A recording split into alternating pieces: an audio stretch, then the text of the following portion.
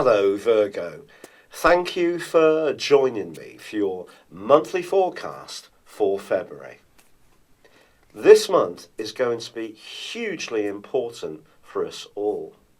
You probably know already that there are going to be two eclipses.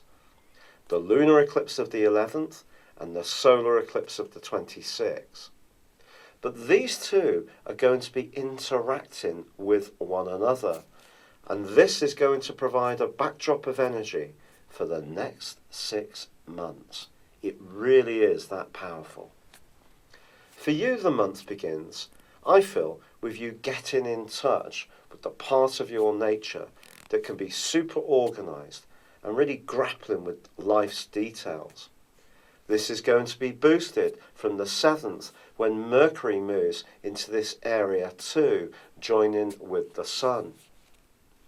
This is an opportunity for you to look at the finer details of things. Your natural discriminationary powers are going to be boosted hugely by this. But on the 4th, there is a quarter moon. And this quarter moon tells you not to try too hard, not to be too virtuous in your approach.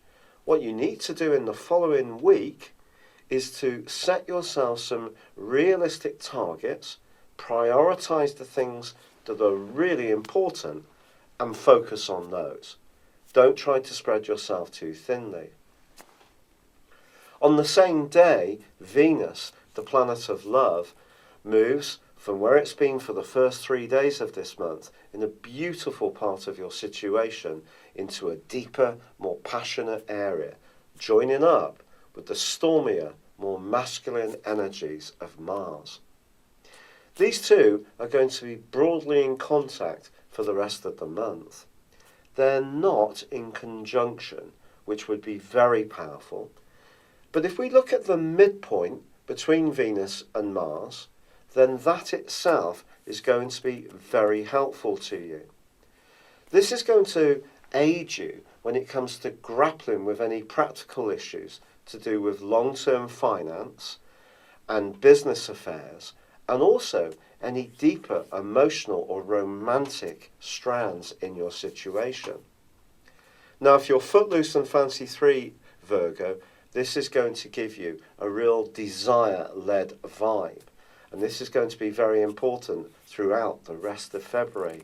You can find yourself gripped at times in some very potent compulsions. This can create a lot of excitement. But it is true to say that once that lunar eclipse occurs on the 11th, this does bring into play some hidden issues. Issues perhaps in existing relationships that you are not wanting to look at. Or perhaps someone close to you is more reluctant to be open about how they feel. The echo of this is going to go on, as I say, for the next half year. So it's important when it comes to your physical vitality, health and well-being, that you do consider the more spiritual and also emotional elements of your well-being. Don't just see your body as a machine. It's important to get all these three areas together, and particularly when it comes to how you interact with others. Now, Mercury, your ruler, goes on to forge a stunning angle to Mars from the 12th through to the 22nd. Your business skills, your ability to really sort the wheat from the chaff is going to be quite extraordinary.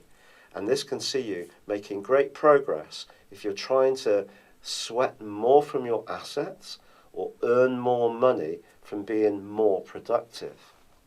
Also on the 18th, the Sun moves into your opposite sign of Pisces. This is going to help this process of interaction that's going to become so important in the latter part of this month and through till the next 6 months onwards. The Sun moving into this area is not just about what you want from relationships, it's also about what you're prepared to give and also what other people expect of you. So the harder you work at understanding those things, the better. If there is any resistance around an existing relationship, I think it can come to the surface from the 22nd to the 29th, because then Mars is going to be alongside Uranus. This can be a very potent influence because both are going to be angling up to Pluto, which is in your sector of romance. If a relationship is just a little too moody, controlling or possessive, it could almost shake you so much that it loses its sense of proportion and balance. That, however, is something you can grapple with on the back of the solar eclipse, which sweeps in on the 26th. This is also combining with the gentle, dreamy influence of Neptune. Neptune here can be a very positive thing, bringing out the kindly side of your nature, but it also can distort, so you have to be realistic. If a relationship is struggling a bit, don't try to kid yourself about its potential. But also Mercury, your ruler, moves on the same day into Pisces. This is its least favourite location in the whole of the zodiac. Not only is it in detriment here, it's also in fall. The important thing to remember is that for you, understanding things in a logical, practical way makes you feel safe and secure. If you feel that you're getting swept away under a tide of emotion, or your words or another person's words tend to get altered in their meaning in a way which is unhelpful, then I think you should move away from any relationship which underwhelms you at a more psychological level. And that is where I feel it's very important that these two eclipses are cooperating. If you can focus on healthy, nurturing and healing relationships, the North Node, which is also going to be going into opposition with Mercury at the end of this month, can help you to really understand what can be very supportive to you going forwards. And in the right relationships, the next 6 months can be really exciting for you. Someone new can come into your world who is attuned to how you feel, but also understands your need for practicality and functionality. If something just seems too highly charged, too hot to almost handle, then maybe you need to step back and let things simmer down a little bit. And once you do, it's going to be easier to look at things in a more logical way. It's been a real pleasure being with you, Virgo. Thank you for joining me. Good luck and goodbye for now.